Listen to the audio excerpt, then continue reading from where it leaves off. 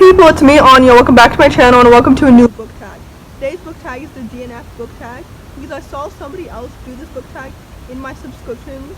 And I thought it would be interesting for me to do it as well because I looked at the questions and I realized this book tag is very similar to the anti-TBR book tag. And that book tag was very fun to film. So I thought, why not do something similar? So yeah, the first question is, do you DNF? And yes, I absolutely do, because A, I would not be participating in this book tag if I didn't DNF, and B, life is too short to complete books that you are not emotionally attached to. You know what I mean? So I definitely DNF.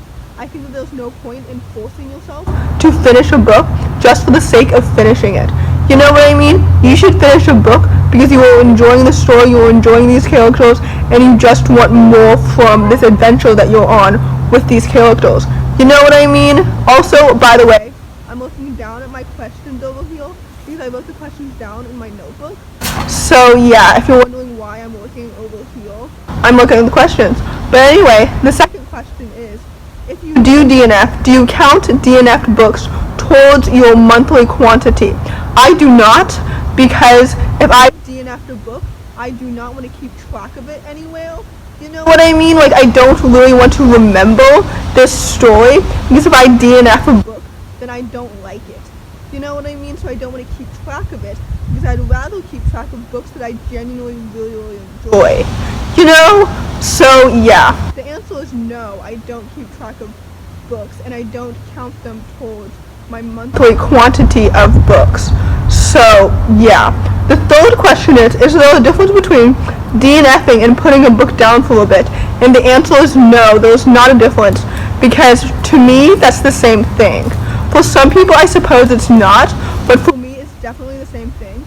Because if I put a book down for a minute, I just said for a minute because I was trying to combine the words bit and minute, but whatever. When I put a book down for a minute, that means that I've DNF'd it and I probably don't want to read it again. You know what I mean? Because since I'm such a fast reader, I tend to read books in like one sitting. You know, so if I put a book down for a minute, or for a bit, or for a minute, then I typically like DNF it, and then I usually never pick it up again. You know what I mean? So yeah. The next question is, what's the last popular book that you DNF? The first 3 popular books that I've DNF'd that come to mind are Ninth House, One of the Good Ones, and Wings of Ebony. So yeah, I'll put them up in a collage right there. But I think I DNF'd Ninth House in particular because A, I've heard that there are lots of trigger warnings on it, especially one for rape culture, and I really didn't want to get into that, especially since the protagonist of Ninth House is in university and I'm in university right now, and I didn't really want to be reminded of something that happens a lot at universities and could possibly happen to me. And also I wasn't really like emotionally attached to the protagonist. You know, like I wasn't really intrigued by the fact that she can see ghosts. So there's that.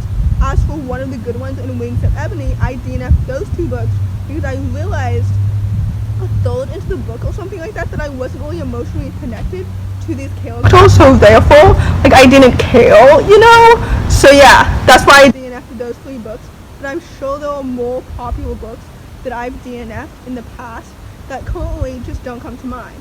So yeah. The next question is, what's a book you wish you DNF'd? There are many books that come to mind for this question, but one in particular is the Court of Thorns and Roses trilogy written by Sarah J. Maas.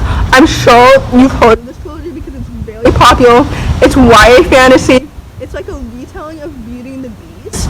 At least the first book is, I'm pretty sure. But after that, I don't think that Sarah J. Maas follows the rest of the story. You know what I mean? But basically, I wish that I DNF'd this trilogy because frankly, even though I don't think that this trilogy is as horrible as everybody thinks it is, because I do understand why this trilogy is so hyped up and is so popular, I just don't necessarily agree with the hype, and the characters, I never found myself to be emotionally attached to them. You know what I mean? Like if this series wasn't so popular and people weren't reading this series so often, especially since her next book came out recently, or it's coming out recently, I don't remember. Basically, if this book wasn't so popular, I literally would not remember anything from it. But I'm forced to remember everything from it, because since her new book is coming out, everyone's been reading this trilogy. So, yeah. Thanks, Book Twitter. The next question is, do you reattempt? No. Do you ever wish? No, I can't read today. See, I can't read. What a concept. What a novel concept. I can't read, yet I want a booktube. Anyway, the next question is properly read this time. Do you ever reattempt to read a book that you DNF? Typically, no. If I put a book down for a minute, I typically don't ever pick it back up again, because, like, you know, I trust my past self, you know? So the answer is no. The next question is, what do you do with the DNF books? I don't know if you know this about me, but I don't buy books like the majority of BookTube. I tend to borrow books from the library instead. So if I DNF a book, I just return it to the library almost immediately. And especially now, since we're in a pandemic and the libraries are mostly closed in person, I've been using the digital library, which is even easier to return a book because I can just do it within the Libby app immediately. You know what I mean? So yeah. The next question is, do you choose more or less risky titles because of your stance on DNFing? Not really. I feel like the title of the book has nothing to do with why I DNF'd it. Like I said before, typically I DNF books because I realize that I'm not emotionally connected to the characters. And if I don't care about the characters, then like why would I care about what's happening to them? You know? Anyway, the last question is to tag 5 friends. So I will leave 5 of my friends' channels in the description below, and then I will tag them on Twitter as well. So yeah, if you enjoy this book tag, even though it was very chaotic, let me know by giving it a big thumbs up. Comment down below what popular books you've DNF'd. Thanks for watching. Subscribe to my channel if you're new. I'll see you in our next video. Bye!